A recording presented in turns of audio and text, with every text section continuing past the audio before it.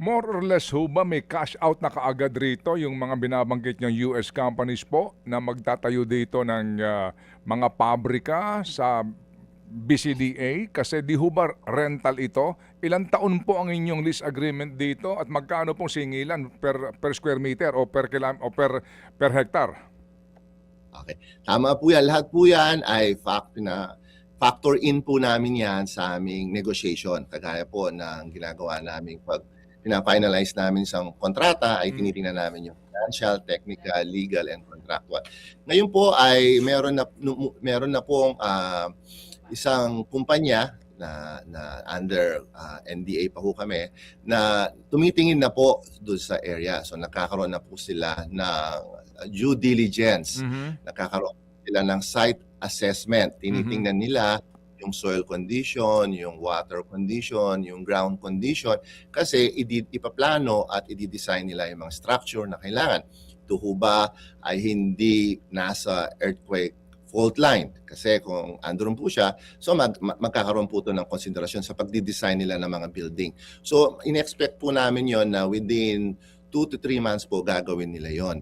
On the other hand naman po, ginagawa naman po namin ngayon ay ina-appraise din namin to make sure na i-offer nating lease rent proposal sa kanila ay magiging win-win para sa government din po. Opo. So wala pa ho tayong eksaktong amount dito at meron na ba hong number of years so far ho na napagkasunduan na kayo?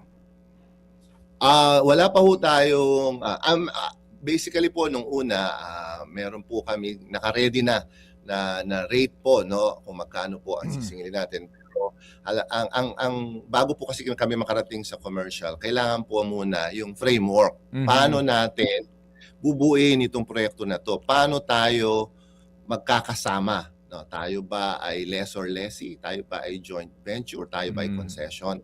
So yun po yung different business model. Tapos sa batas naman po ngayon, meron po tayo up to 99 year list na. Ano po, maaari pong yun ay gamitin natin, matest natin dito.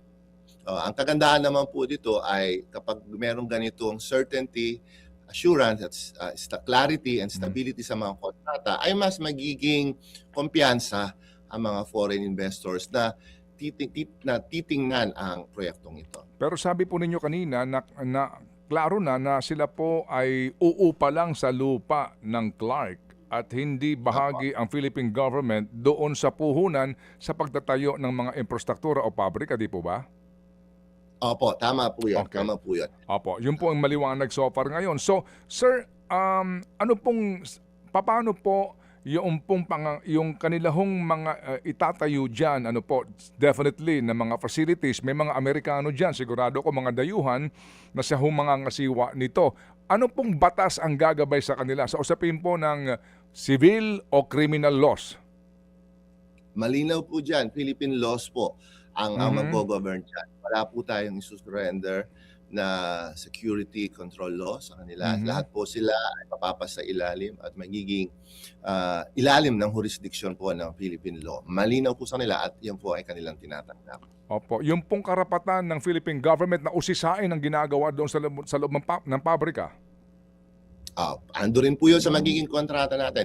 Yung right po ng may-ari ng lupa, inspect, hindi lang po yung mga physical infrastructure, baka maaari rin po meron kaming revenue sharing, ay pati mga libro nila, maaari po rin namin itong i-audit.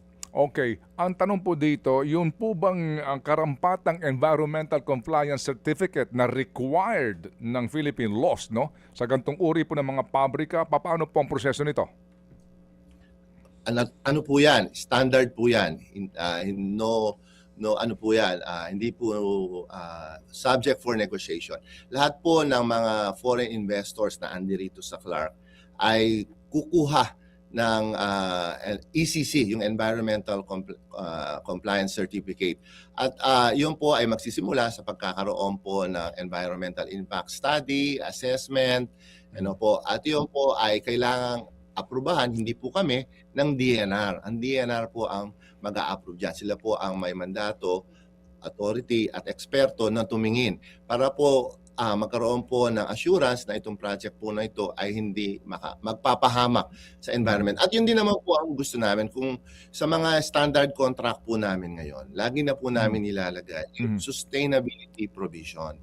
Kailangan po na meron silang component ng kanilang development sa construction, sa operation, na dapat ito ay nakaka-save sa resources. Alam natin, ang resources are limited. So, yun po ay nakapaloob na sa mga kontrata namin at sinisiguro namin na mailalagay din itong mga regulatory provisions sa kontrata.